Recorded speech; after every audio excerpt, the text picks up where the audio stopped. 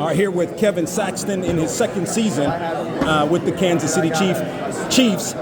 He was a coach on the Benedict team that won the SIAC championship, went undefeated, matter of fact, won that SIAC championship, undefeated in the regular season and won that SIAC championship going back a couple of years ago. So speak to being here now in this environment, preparing for another Super Bowl in your second season with the Chiefs. I mean, it's amazing. Obviously, you like to live in the moment, right? And just love being here, love what you do, and so being able to be here 2 years in a row is something special, and hopefully we can do what we're here to do. So tell us what is your job on this coaching staff? Yeah, so I'm an offensive assistant and assistant to the head coach, and so just kind of assist around offensively. I'm in the quarterback room and help those guys where need be, and help coach on the administrative side, knock things out, keep them on track, make sure we're good to go on the offensive side.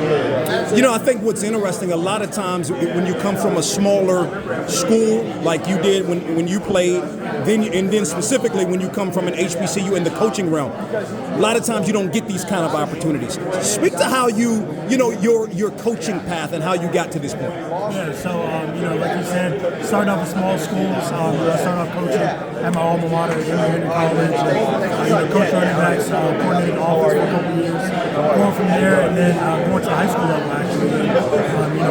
In doing that for a season, getting that different aspect of coaching younger guys, rather than those college age guys, and then jumping back to college and being at Benedict, and which is a different environment, right? You talk about HBCU, different realm, different environment, and having a ton of success there, and so then jumping and being here. So it's that realm of small schools, having a lot of things to do, different aspects, having my hand in a lot of different areas, not just solely focused on ball.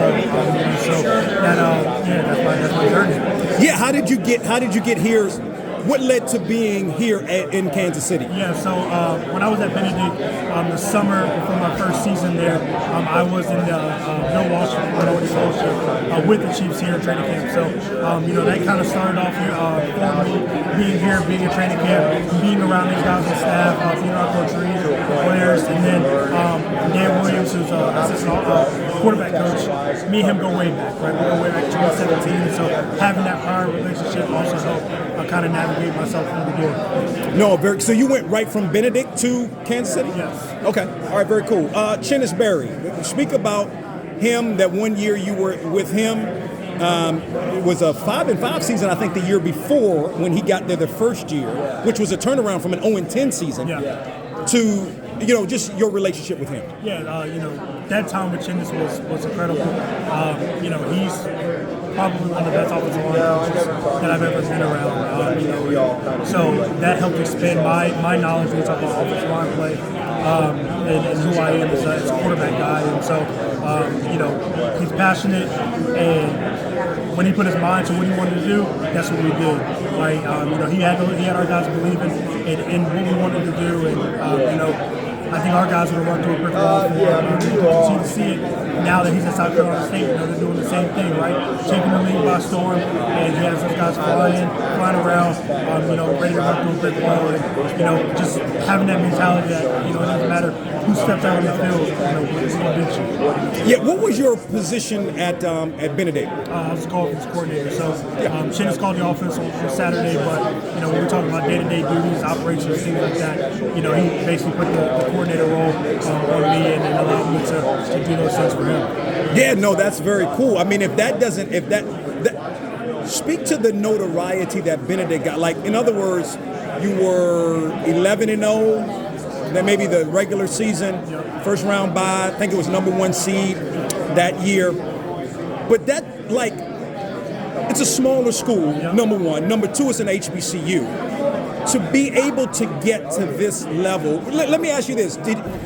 Were you apprehensive about going to an HBCU? Because as good as we have a lot of great coaches, but you can be a great coach and not get the opportunity. A lot of times we've seen that because you're at an HBCU. Was there any trepidation about that? Not necessarily. For me, my mom graduated from Howard, so I have some HBC in my blood, and so my quarterback guy that I grew up training with, he's a Benedict alum. So in the Hall of Fame there, Ramon Robinson, and so I've always had that connection. So it's hasn't necessarily been I don't know about doing this, or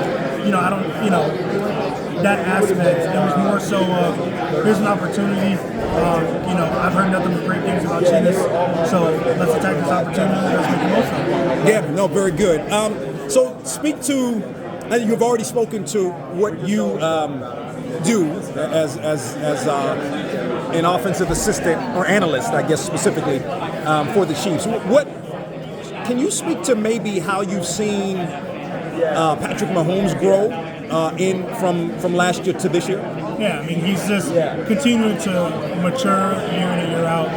He approaches it as if he's a rookie, and I think that's the biggest thing is, you're going into it and you can't get weary doing the little things, and so he's continuing to approach each day as a new day, as a day for him to get better. You can see his feet are getting better, his decision making is continuing to get better. And those are those little things that help him get over the edge.